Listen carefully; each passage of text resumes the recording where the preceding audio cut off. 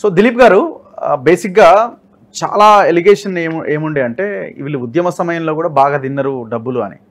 So మీరే అప్పుడు ఆయనకి ప్రైవేట్ సెక్రటరీగా ఉన్నట్టున్నారు ఓఎస్డీగా, అంతే కదా? ఆయన కేంద్ర మంత్రిగా ఉన్నప్పుడు సరే, మీ తర్వాత ఉద్యమంలో కూడా జనరల్ సెక్రటరీ మిమ్మల్ని కూడా అన్నారు. ఎవరు? కేఏ పాల్ ఏదో 5 కోట్ల 10 కోట్లు 15 కోట్లు కేసీఆర్ నేను పైసలు ఇచ్చిన దిలీప్ సాక్ష్యం దిలీప్ అడగండి అని.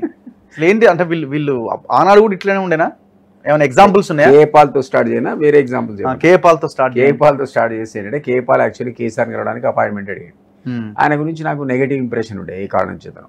సరే నేనన్నా ఒకసారి పోదామని కమలాకర్ రావు అని నాకు పరిచయం ఉన్న వ్యక్తి పిఏ వస్తే నేనే వస్తా అని ముందు పోయి కేఏ పాల్ ఆశ్రమాన్ని చూసినాను. ఓకే. అయితే కేఏ పాల్ ఆశ్రమం చూసినాక ఆయన మీద నాకు ఇంప్రెషన్ మారిపోయింది.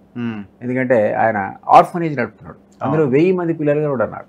సో చాలా గ్రేట్. అప్పుడు ఆ రోజుల్లో 1000 మంది పిల్లలు, అసలు భోజనం, వాళ్ళ యూనిఫారాలు, చదువు ఫ్రీ, మామూలు విషయం కాదు. నాకు ఆయన మీద నెగటివ్ ఇంప్రెషన్ చెప్తుంటారు. అదే పోతే నా ఆశ్చర్యపోయినా, అరే మామూలు కాదు ఏమైనా మాట్లాడని వేరే విషయం. తర్వాత ఆయన తన ఇది చూపించాడు బిల్డింగ్ తను కట్టుకున్నది, అది ప్రెసిడెన్షియల్ స్యూట్స్ ఉన్నాయి అందులో లోపల ఆ బిల్డింగ్, వేరే పక్కకు బిల్డింగ్ ఉంది, అన్ని ప్రెసిడెన్షియల్ స్యూట్స్ 10 ఉన్నాయి. ఆ 10 రూములు కూడా అద్భుతం. అసలు నేనైతే స్టార్ హోటల్లో కూడా అట్లాంటి రూమ్ చూడలేదు. అది చూసినాక నేను కేసీఆర్కి వచ్చి చెప్పిన, సార్ వీడు మామూలు కాదు, definitely is doing some service, ఇట్లా చేయడం నేను ఎక్కడ చూడలేదంటే ఆయన కూడా ఇంప్రెస్ అయ్యింది.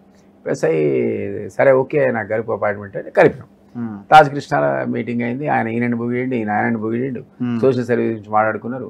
తర్వాత వెంటనే ఎలక్షన్స్ వచ్చినాయి. మన కేసీఆర్ గారు నన్ను అడిగాడు, దిలీప్ నువ్వు మరి కేఏ పాల్ గారిని కలిపి అందరు అనుకుంటారు ఆయన దగ్గర చాలా డబ్బులు అనేది ఫేమస్ కదా ఆ రోజుల్లో డబ్బులు, అసలు సొంతంగా విమానమే ఉండేది. సో ఆ లెవెల్లో ఉన్న మనిషి కాబట్టి మరి చూడు మనకి ఏమన్నా ఫండింగ్ ఇస్తారేమో అన్నాడు. సహజంగానే జనరల్ సెక్రటరీ ఉంటే పార్టీకి నేనన్నా సరే సరే అని కేఏ పాల్ అడిగాను. రేపు బాబు మరి ఏంటి పరిస్థితి, నాకు మరి ఫండింగ్ అడుగుతున్నాడు మా బాస్, ఎంత అడుగుతున్నాడు అన్నాడు. ఆ ఇంటర్వ్యూ కూడా అన్నాడు, కేసీఆర్ డబ్బులు అడుగుతున్నాడు అంటే నేను 1500 కోట్లు 2000 కోట్లు అడుగుతున్నాను అనుకున్నా, 10 కోట్లు అడిగినాడు, 15 కోట్లు అడిగినాడు. ఆశ్చర్యపోయినా ఇచ్చేసిన అన్నాడు. దిలీపే సాక్ష్యం అన్నాడు. దేనికి సాక్ష్యం? దిలీప్ అడగడానికే సాక్ష్యం, ఇవ్వడానికి లేదా? ఈ లోపల ఏమైంది ఎందుకు అంటే లేదు దిలీప్ గారు కవిత టచ్లో ఉందన్నాడు. అరే కవిత టచ్ ఎవరన్నారు? కేఏ పాల్ అన్నాడు. సరే నీకు కవితకు ఫోన్ చేసిన, అమ్మ ఏంటి సంగతి అంటే, అంకుల్ నేను ఫండింగ్ కోసం అందరి పోయిన మాట వాస్తవమే, నాకు వదిలేయండి మీరు పట్టించుకోకండి అంటే, న్యాచురల్గా బాస్ డాటర్ ఆర్డర్ కదా మనకు, నేను ఊరుకున్నా. అప్పుడు కేఏ పాల్ ఇంటర్వ్యూలో తర్వాత మీరు అన్నట్టు చూస్తే నేను 15 కోట్లు ఇచ్చిన కేసీఆర్కి, దానికి దిలీప్ కుమారే సాక్ష్యం అంటాడు. దిలీప్ కుమార్ టచ్లో ఉండడానికే సాక్ష్యం తప్ప ఆ డబ్బులు ఇచ్చింది ఎంతనో పుచ్చుకుంది ఎవరో నాకు తెలియదు. తీసుకున్నారు ఆయన దగ్గర నుంచి? నాకు తీసుకోరుంటారు, తీసుకోకుంటే కేఏ పాల్ ఆ మాట అన్నాడు. ఇచ్చి ఉంటాడు 15 కోట్లు, వాళ్ళు తెలియక తక్కువ అడుగుంటారు. 100 కోట్లు 200 కోట్లు అడుగుంటే బాగుండేది, నాకు తెలియదు. కాబట్టి అడిగింది 2009, అప్పుడే ఎలక్షన్స్ వచ్చిన సందర్భంలో ఆయనకు అవసరం పడ్డాయి. సెకండ్ ఏంటంటే నాకు ఘట్టమనేని కృష్ణారావు నుంచి ఒక ఫోన్ వచ్చింది. హీరో కృష్ణ ఆయన పాపులర్ తెలుగు హీరో, మంచివాడని పేరు. చెక్ కూడా ఎప్పుడైనా బౌన్స్ అయితే కూడా బ్యాంకులో ప్రజెంట్ చేయడట. జనం ఏమనుకుంటారంటే ఆయన అడిగితే అన్నాడట, వాడి దగ్గర డబ్బులు లేకనే మన చెక్ బౌన్స్ అయితే, కానీ డబ్బులు ఉంటే వాడి చెక్ ఎందుకు బౌన్స్ అయితే, చేయకపోతే పోనేవాడట. అంత మంచివాడని కొద్దిగా పరిశ్రమలో పేరు. ఓకే. వాళ్ళు ఆపించి నాకు ఫోన్ వచ్చి, సార్ ఇట్లా మా హరీష్ రావు గారి ఇన్స్ట్రక్షన్స్ మీద అందరు వచ్చి కార్యకర్తలు గులాబీ జెండాలు బాతేసారు మా పద్మాల స్టూడియోలో, మీరు మమ్మల్ని కాపాడాలంటే. అరే ఎందుకురా బాబు, అసలు యాక్చువల్గా డిస్ప్యూట్ లో ఉండే నాకు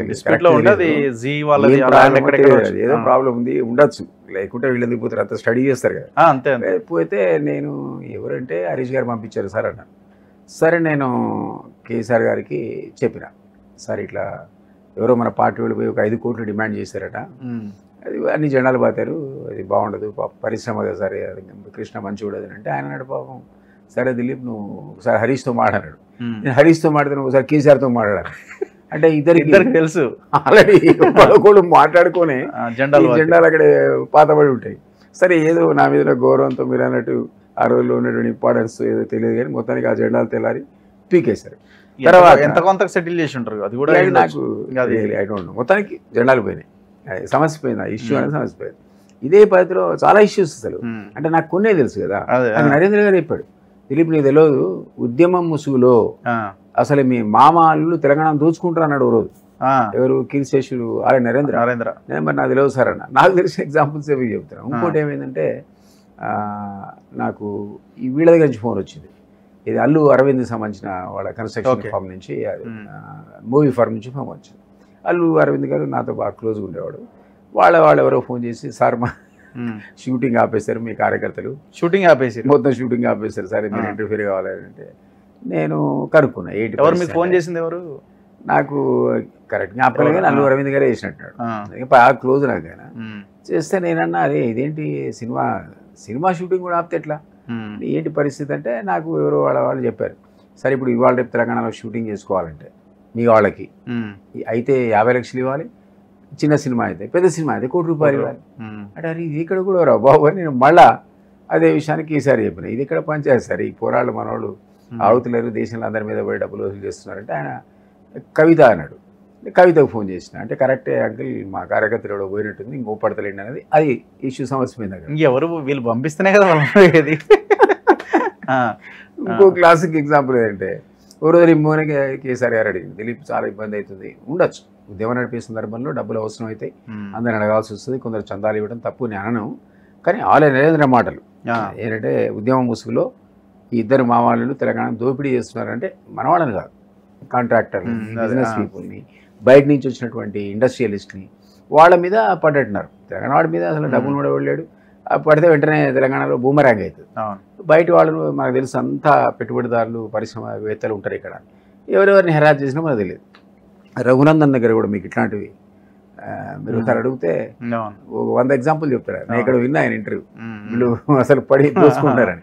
రఘునందన్ కొత్తగా పార్టీ నుంచి బయటికి వచ్చిన తర్వాత రఘునందన్ స్పీచ్లో ఉండే ఈ భాగం, వీళ్ళంతా లూటీ చేస్తున్నారు ఉద్యమం పేరు మీద అందరిని, ఇప్పుడు అంటాడో అనడో నాకు తెలియదు, కానీ అది రఘునందన్ కూడా క్లాసిక్ ఇంటర్వ్యూ. అయితే నన్ను పోగానే, నీకు ప్రతాప్ రెడ్డి గారు తెలుసా అపోలో అని అడిగారు.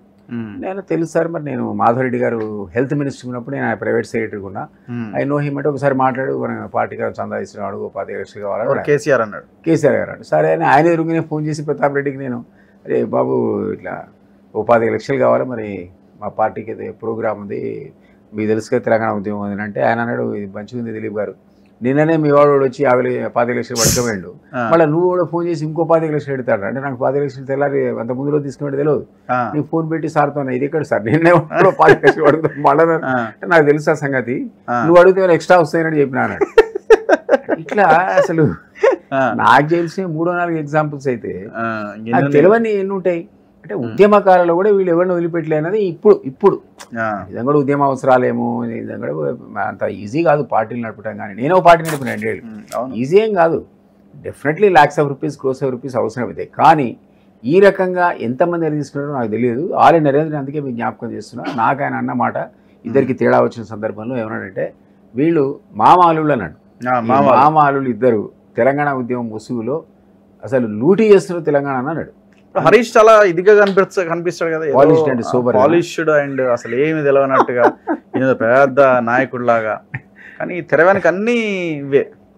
మీరు అడుగుతుంటే ఒకటి జ్ఞాపకం వచ్చింది నాకు. మీకు జ్ఞాపకం ఉందా, ఇన్కేబుల్ చౌదరి అని ఉండేవాడు ఇక్కడ సిటీలో.